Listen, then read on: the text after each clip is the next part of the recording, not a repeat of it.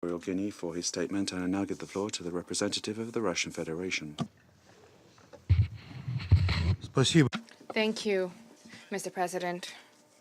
We thank Martin Griffiths and Mark Lowcock for their briefings. We wish to extend our support to Martin Griffiths, who has just begun his work. You began in a very proper manner, and we trust that you will manage with support from the Security Council and with support from all stakeholders to break the deadlock of this protracted crisis, and in that we shall support you. We are closely following the developments at the military, political, and humanitarian level in Yemen. We are deeply concerned by the fact that, as a result of ongoing hostilities, the number of dead and wounded is growing. The scale is growing of damage done to civilian infrastructure, including medical facilities. Unfortunately, for the moment, the trend towards conflict escalation are growing. The humanitarian disaster is worsening. Those in need are more than 80% of the country's population. Millions of Yemenis are starving. The country is mired in an epidemic of cholera and diphtheria. We highly commend the efforts of all of those who are undertaking measures to alleviate the suffering of the Yemeni people. We welcome the outcomes of the donor conference held 3 April in Geneva and the announced humanitarian obligations announced during that conference, above all by Saudi Arabia and the United Arab Emirates. The Russian Federation also delivers assistance to the Yemeni people, incidentally both in Aden and Sana'a. From the very outbreak of the acute stage of the conflict in 2015, Russian Emergency Ministry aircraft delivered more than 70 tons of various humanitarian cargo to that country. We are working both bilaterally and through the United Nations World Food Program.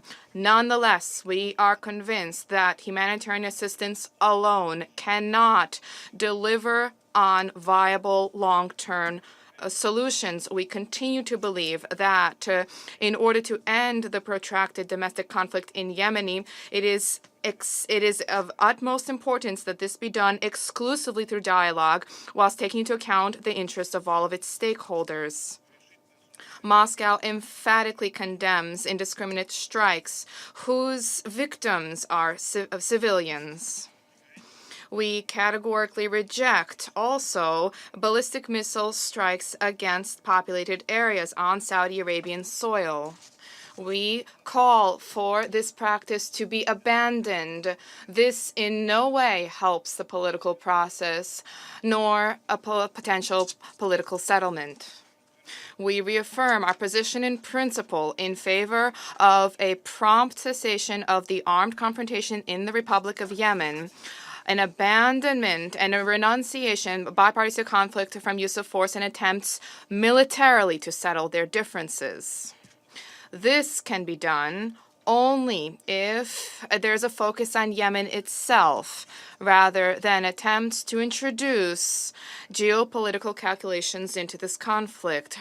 Yemen, with a presence of will and political will, can become an example for the resolution of other conflicts in the region, and it can become a factor facilitating regional stability, which this region so sorely needs.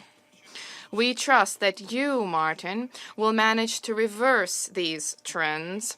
We believe that the international community, first and foremost the UN, to which we traditionally ascribe a central role, must continue to prompt the Yemeni stakeholders to repudiate violence, to sit down at the negotiating table and craft a consolidated blueprint of necessary arrangement for the country on the basis of wide-ranging national dialogue, a mutual accounting for the interest of its main political forces, as well as the relevant decisions of the international community.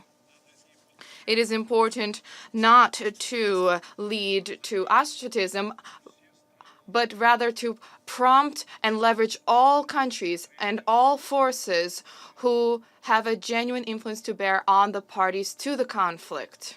For our part, we intend to continue to contribute to these efforts. We have been doing so since the outbreak of the conflict in Yemen, consistently liaising with those who are instrumental in putting the situation in Yemen on a peaceful track. Thank you. Le agradezco al representante. I thank the representative of the